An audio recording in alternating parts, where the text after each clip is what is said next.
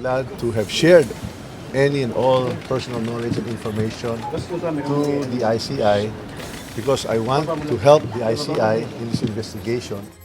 Dumalo sa pagdinig kanina ng Independent Commission for Infrastructure o ICI si dating House Speaker Martin Romualdez.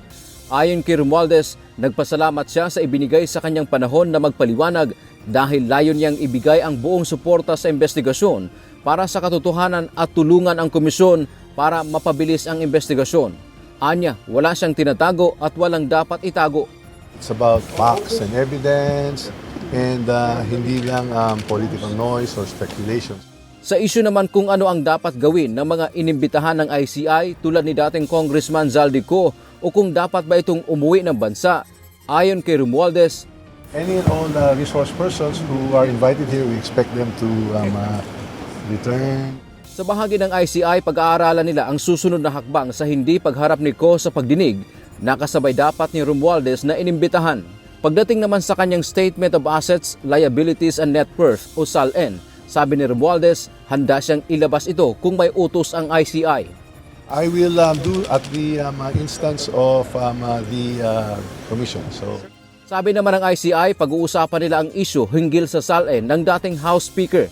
Probably take that up sa commission as informed ko yung tatlo. Then if they decide to ask the former speaker about his SALN, then probably they will do that in the next hearing. Dagdag pa ni ICI Executive Director Attorney Brian Kit Hosaka, nagsumite rin ng affidavit o sinumpaang salaysay si Romualdez kasabay ng pagdinig kanina. Pero wala itong ibinigay na detalye sapagkat hindi pa nila nabasa. Nilinaw ni Attorney Hosaka na hindi nila hiningi ang affidavit kundi kusa itong ibinigay ni Romualdez. It was given to us right before the hearing. So we need time to scour and to really study, pag-isipan namin at pag-aaralan at babasahin ng mabuti. Nakatulong anya ang pagharap ni Romualdez sa ICI hearing dahil nagkaroon ng linaw kung ano ang papel nito, pati ng kanyang mga kasamahan na gumawa ng budget. Iimbitahan ng komisyon ang mga nabanggit anyang kasamahan ni Romualdez, bagamat wala pang pangalan na ibinigay ang ICI kung sino-sino ang mga ito. Sinabi niya lang kung sino yung mga tao na involved dun sa budget process. So yun yung mga imbitahin ngayon ng commission. I cannot divulge the names first, no? Itinanggi din ni Romualdez ang issue ng pag-deliver ng pera sa kanya ng lumutang na testigo na si Orly Gutesa at hindi rin anya ito kasapi ng kanyang security. Samantala, humarap din sa komisyon kanina si Budget Secretary Amena Pangandaman upang ibahagi ang proseso ng pagpapasa ng budget mula sa National Expenditure Program o NEP hanggang sa ito ay ganap na maisabatas bilang General Appropriations Act o GAA.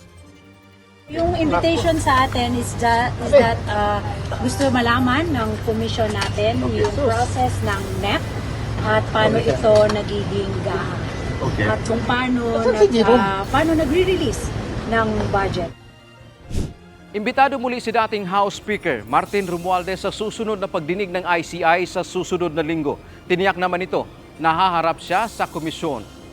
Dante Amento, UNTV, News and Rescue. Diyos ang aming sandigan, serbisyo publiko ang aming pinahahalagahan.